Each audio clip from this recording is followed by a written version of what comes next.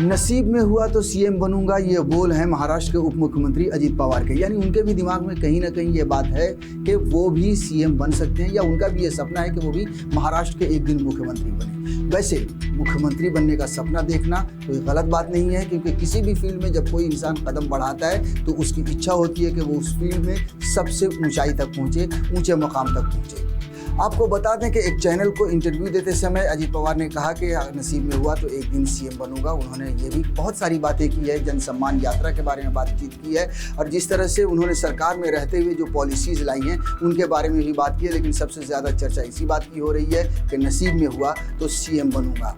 अजित पवार ने कहा है कि अभी जिस मुकाम पे हूँ, यानी कि उप मुख्यमंत्री के मुकाम पर जहाँ पे हूँ, वहाँ पर पहले कभी नहीं था, पहली बार उप मुख्यमंत्री बने हैं। जाहिर है कि उनकी भी उम्मीद जागी होगी कि वो भी मुख्यमंत्री बन सकते हैं। आपको बता दें कि अजित पवार के गुट की जो एनसीपी है, उन्होंने जन सम्मान यात्रा की शुरुआत कर दी है। नासिक से शुरुआत इसकी हो चुकी है और 23 तारीख को यह यात्रा मुंबई पहुंचेगी। इस यात्रा का उद्देश्य है कि जो भी सरकार में रहते हुए इन लोगों ने जो कुछ भी योजना बनाई है, चाहे वो किसानों के लिए हो, चाहे वो गरीबों के लिए हो, चाहे वो लाडली बहना की योजनाएं हो, ये सारी योजनाओं को जन जन तक पहुंचाना। क्योंकि विधानसभा का चुनाव नज़दीक आता जा रहा है, सभी पार्टियों ने अपनी अपनी तैयारियां शुरू कर दी हैं, और सबसे बड़ी जो तैयारी वो देखने को मिल रही है वो यही है कि अजित पवार की जो पार्टी है, नेशनलिस्ट कांग्रेस पार्टी, वो जन सम्मान यात्रा लेकर लोगों के घर घर तक, लोगों के दरवाजों तक पहुंचकर उनसे बता रही है कि हमने जो योजनाएं लाई हैं उस योजनाओं का क्या लाभ है। अजित पवार ने इंटरव्यू के दौरान जो कुछ कहा है उसमें से थोड़ा सा बता देता हूं कि इतने सालों से मैं राजनीति में हूं,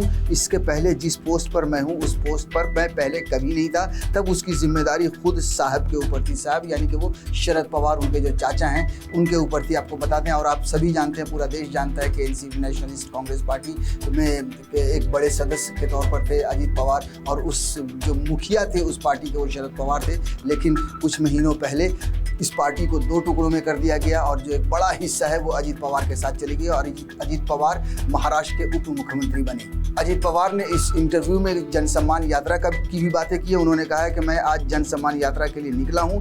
मैंने किसानों के लिए, युवाओं के लिए, बहनों के लिए जो योजनाएं चालू की हैं उसे मैं जारी रख सकूं। ये बात मैंने लोगों से ही कही है। मैंने बहुत साल फाइनेंस डिपार्टमेंट देखा है, इसलिए मैं जानता हूं कैसे रिसोर्सेज बनाए जाते हैं। तो अजित पवार ने ऐसी बहुत सारी बातें की इंटरव्यू में, लेकिन सबसे ज़्यादा जो चर्चा का विषय बना हुआ है या जिस पर हेडलाइन बनाई गई है वो यही है कि अजित पवार ने जो कहा है कि अगर नसीब में हुआ तो एक दिन मुख्यमंत्री भी बनूंगा।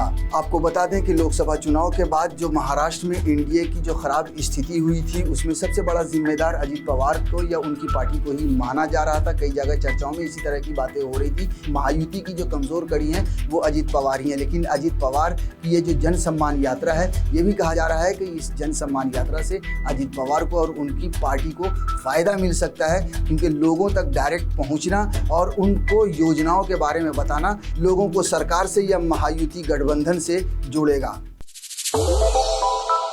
श्रेष्ठ भारत पर खबरों से जुड़े रहने के लिए चैनल को सब्सक्राइब और लाइक करें, बेल आइकन दबाएं और देखते रहें श्रेष्ठ भारत।